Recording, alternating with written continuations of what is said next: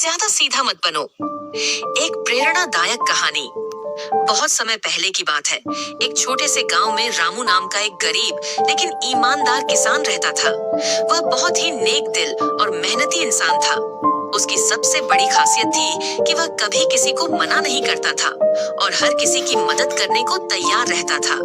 उसकी इसी आदत के कारण लोग उसे बहुत पसंद करते थे, लेकिन कुछ लोग उसका फायदा भी उठाने लगे थे।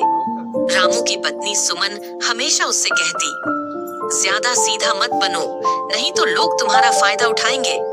लेकिन रामू यह कहकर टाल देता, सुमन, नेक काम का फल हमेशा अच्छा ही होता है। रामू की नेक दिली और गांव के लोग रामू जब भी किसी को परेशान देखता तो उसकी मदद करने के लिए आगे आ जाता। अगर किसी के खेत में पानी की कमी होती तो वह अपने बैल लेकर मदद करने चला जाता। अगर किसी के घर में खाना न हो तो वह अपने हिस्से का अनाज बांट देता। धीरे धीरे गांव के आलसी और चालाक लोग उसकी भलमनसाहत का फायदा उठाने लगे। एक दिन गांव के मुखिया ने उसे अपने खेत में काम करने के लिए बुलाया। रामू बिना कुछ कहे चला गया और पूरी मेहनत से काम करने लगा। जब दिन खत्म हुआ तो मुखिया ने उसे पैसे देने की बजाय कहा, रामू, तुम तो बहुत अच्छे इंसान हो, ईश्वर तुम्हें इसका फल देगा। रामू मुस्कुराकर घर चला गया, लेकिन उसकी पत्नी बहुत गुस्सा हुई।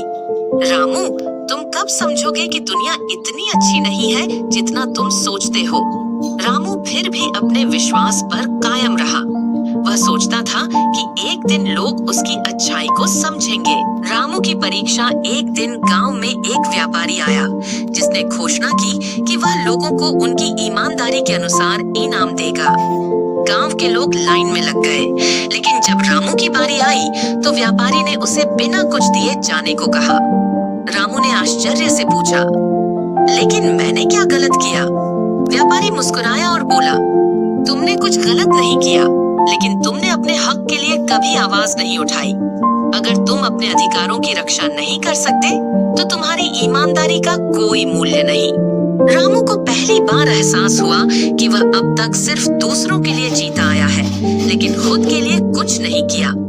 परिवर्तन की शुरुआत इस घटना के बाद रामू ने फैसला किया कि वह अपनी अच्छाई बनाए रखेगा, लेकिन जब भी कोई उसका अनुचित फायदा उठाने की कोशिश करेगा, वह अपनी बात मजबूती से रखेगा।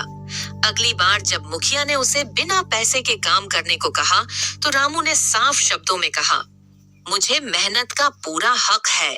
अगर आप मजदूरी नहीं देंगे तो मैं आपके खेत में काम नहीं करूंगा। मुखिया को मजबूर होकर उसे मजदूरी देनी पड़ी। धीरे धीरे गांव के लोग भी समझ गए कि रामू अब सीधा तो है, लेकिन मूर्ख नहीं।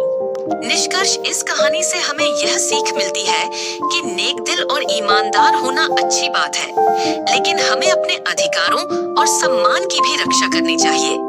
अगर हम खुद के लिए खड़े नहीं होंगे तो लोग हमारा फायदा उठाते रहेंगे। इसलिए ज्यादा सीधा मत बनो, क्योंकि दुनिया हमेशा तुम्हारी भलमनसाहत का सम्मान नहीं करती।